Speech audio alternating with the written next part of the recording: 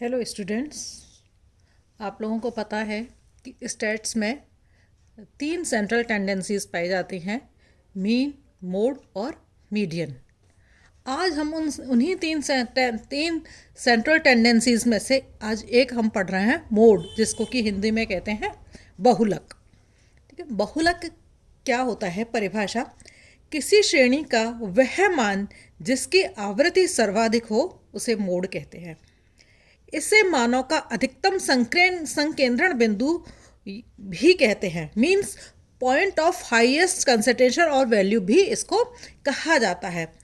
प्रॉक्सटन and काउडेन के according बहुलक किसी बारंबारता बंटन या फ्रीक्वेंसी डिस्ट्रीब्यूशन का वह मान होता है जिसके चारों तरफ मदों के केंद्रित होने की प्रवृत्ति सबसे अधिक पाई जाती है। बुनचाओ के अनुसार बहुलक किसी आवृत्ति वितरण का वह मान होता है जो किसी अन्य मान की तुलना में सर्वाधिक बार प्रदर्शित होता हो। कैने एंड कीपिंग के अकॉर्डिंग आवृत्ति वितरण में सबसे अधिक बार आने वाले पद का मूल्य बहुलक कहलाता है। रीगलमैन और फ्रीस्वी के अकॉर्डिंग बहुलक यथार्थता में वह मान होता है जिसके सन्निकट सर्वाधिक इकाइयां पाई जाती हैं। नाउ इन सब शब्दों से हमें पता चल रहा है कि बहुलक वास्तव में क्या है।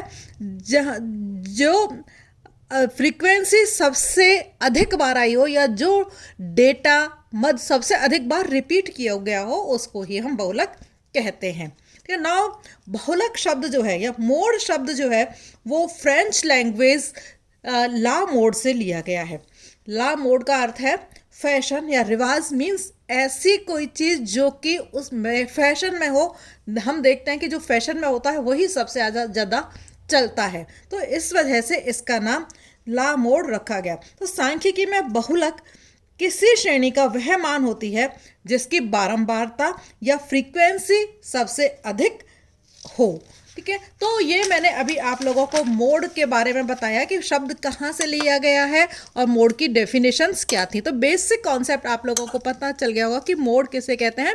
वो डाटा या मद जो संख्या जो सबसे अधिक बार किसी सीरीज के अंदर आया हो मोड कहलाता है। Now principal characteristics of mode, mode की क्या लक्षण है? तो मोड जो है श्रेणी के चरम मानों का प्रभाव बहुत कम होता है। मोड के ऊपर श्रेणी के चरम मानों का प्रभाव कम होता है। यदि आवृत्ति वितरण कठिन हो तो बहुलक का निर्धारण करना भी कठिन हो जाता है।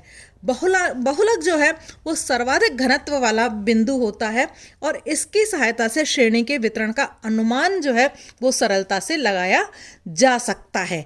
इसके अलावा बहुलक का बीजगणितीय विश्लेषण करना काफ़ी कठिन होता है और बहुलक के सन्निकट मान जो है आसानी से ज्ञात किया जाता है। ठीक है, नाउ ये मैंने आपको करेक्टरिस्टिक्स बताए। नाउ अब मैं आप लोगों को बता रही हूँ कैलकुलेशंस ऑफ मोड। मोड की कैलकुलेशंस हम कैसे कैसे करेंगे। तो मोड की कैलकुलेशन करने के लिए हमें इसमें तीनों ही सीरीज काम में लेनी है। एक तो इंडिविजुअल सीरीज जिसको हम व्यक्तिगत सीरीज कहते हैं, डिस्क्रित खंडित सीरीज और कंटिन्यूस सतत सीरीज। हम तीनों सीरीजों में कैलकुलेशन पढ़ेंगे। मोड की कैलकुलेशन मोड में जो ज़्यादातर कॉन्सेप्ट जो है वो लिया जाता है बाय इंस्पेक्शन मेथड के द्वारा मोड को ज्ञात करना। तो सबसे पहले हम पढ़ेंगे इंडिविजुअल सीरीज में मोड की कैलकुलेशंस हम कैसे करते हैं। यूजुअली मोड की कैलकुलेशंस दो तरीके से होती हैं, या तो फिर निरीक्षण के द्वारा जिसको कि हम हिंदी में कहते हैं बाय इंस्पेक्शन के द्वारा, और दूसरा है व्यक्तिगत श्रेणी को डिस्क्रीट सीरीज में बदल करके। एक और तरीका है इसमें, वो है तीसरा माध्यों के अंतर संबंधों के द्वारा। तो हम 3 तरीके से मोड निकाल सकते हैं। एक तो इंस्पेक्शन के द्वारा, दूसरा जो इंडिविजुअल सीरीज है उसको हम डिस्क्रीट सीरीज में बदल दें, और इन तीनों के मध्य अंतर संबंधों के द्वारा हम इंडिविजुअल सीरीज के अंदर मोड निकाल सकते हैं। ठीक है, नाउ मोड की जो है वो यूनि मॉडल भी हो सकते हैं, बाई मॉडल भी हो सकता है और मल्टी मॉडल भी हो सकता है। जैसा कि मैंने आप लोगों को एग्जाम्पल यहाँ पर दिया गया है कि आप यदि देखोगे तो यहाँ पर जो फ्रीक्वेंसी है वो कौन सी सबसे ज़्यादा दिखाई दे रही है आपको? 3। तो ये, और लेकिन ये 3 कितने हैं? इस पूरे डाटा में केवल एक बार आई है, तो इस वजह से इसको हम यूनी मॉडल कहते हैं। ठीक है, इसमें जो सीरीज में जो 3 है वो कितनी बार आया है? 2 बार आया है, तो इस वजह से हम इसको 3 क्या है? मैक्सिमम वैल्यू है इस सीरीज की, तो हम इसको क्या कहेंगे? बाई मॉडल कहते हैं। तीसरी में, इसमें फ्रीक्वेंसी डिस्ट्रीब्यूशन में कौन सी संख्या 3 सबसे ज़्यादा बार आई है? 3 ही सबसे ज़्यादा आई है, लेकिन वो कितनी बार आई है? 3 बार एक सीरीज के अंदर आई है। तो इस तरह के को हम क्या कहते हैं? मल्टी मॉडल सीरीज इसको हम कहते हैं।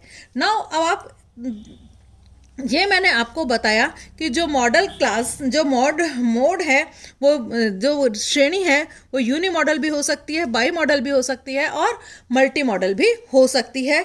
डिपेंड करता है कि सर्वाधिक जो वैल्यू है वो कितनी बार आई है ना। ठीक है, नाउ इंस्पेक्शन मेथड के द्वारा बहुलक ज्ञात करना कि किस तरह से फर्स्ट में तरीका है इंस्पेक्शन मेथड के द्वारा बहुलक ज्ञात करना। अभी हम इंडिविजुअल सीरीज ही पढ़ रहे हैं, तो ये वैल्यूज आप देखो 3, 3, 5, 10, 3, 4, 5, 7, 8, 4, 6, 3, 2, 1, 6। ठीक है, तो ये सब सीरीज में आप देखो तो मैक्सिमम बार कौन सी वाली वैल्यू आई है? तो आप देखेंगे यदि 3, 3, 2, 3, 4 सबसे ज़्यादा बार जो है कौन सी आई है? 4 आई है। तो इस वजह से इसका जो आंसर क्या हो जाएगा? मॉडल वैल्यू जो है इसकी क्या हो जाएगी? 3 हो जाएगी मॉडल वैल्यू। इसके लिए 3 मॉडल वैल्यू जो है वो हो जाती है। ठीक है, इसी तरह से यदि आप इसको देखें, दूसरे सवाल को देखें कि इसमें 60 है, 61, 62, 60, 63, 70, 74, 64, 70, 65, 70, 65। तो मैक्सिमम टाइम कौन सी वाली वैल्यू आपके आई है? 60 दो बार आया है, 61 एक ही बार आया है, 62 एक ही बार आया है, 63 जो है वो भी एक ही बार आया है, 670 जो है 1, 2, 3 तीन टाइम्स आया है, 64 एक बार आया है, 65 2 बार आया है। तो मैक्सिमम वैल्यू कितनी बार आई है? 1, 2 और 3 बार जो है 70 आई है। तो इस वजह से इसका आंसर जो है वो क्या हो जाएगा? 70 जो है वो इसका आंसर हो जाता है। मॉडल वैल्यू क्या हो जाएगी सवाल के अंदर?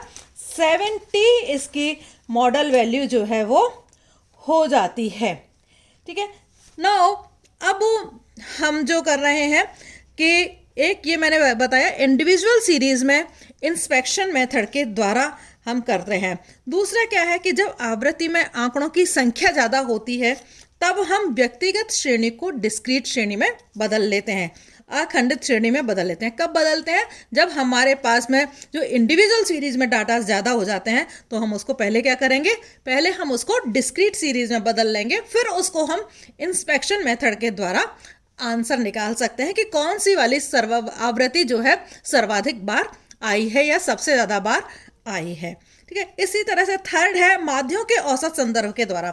ये सब हम किस में पढ़ रहे हैं? इंडिविजुअल सीरीज के अंदर ही पढ़ रहे हैं। तो माध्यों के औसत संबंध के द्वारा यदि वितरण एसिमेट्रिकल हो, मैंने आप लोगों को जब फ्रीक्वेंसी डिस्ट्रीब्यूशन पढ़ा रही थी तब मैंने बताया था कि यदि सिमेट्रिकल वितरण होता है तब z बराबर m बराबर x होता है, लेकिन जब एसिमेट्रिकल डिस्ट्रीब्यूशन होता है तो हम मोड जो है इस सूत्र के द्वारा निकाल सकते हैं, z बराबर 3m माइनस 2x। तो इंडिविजुअल सीरीज में जो मोड की वैल्यू है हम इसके द्वारा भी निकाल सकते हैं। तो हमने कहा यहाँ माध्यों के औसत अंतर संबंध के द्वारा, तो अंतर संबंध क्या हो गया? यहाँ पर z जो है वो बहुलक है, m किसको रिप्रेजेंट कर रहा है? मीडियम माध्यक को, और 2x जो है वो किसको प्रेजेंट कर रहा है? माध्य या मीन को, मीन्स तीनों के बीच के अंतर संबंध को बता रहा है। तो यदि हमें कोई भी एक वैल्यू, इसमें 2 वैल्यूज हमें पता हो तो हम तीसरी वैल्यू जो है उसको हम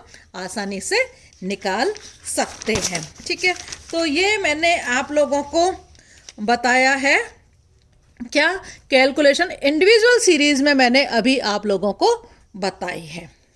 अब हम पढ़ेंगे नेक्स्ट में calculation of mode in discrete series, जो कि हम दूसरे वीडियो के अंदर पढ़ेंगे। ओके।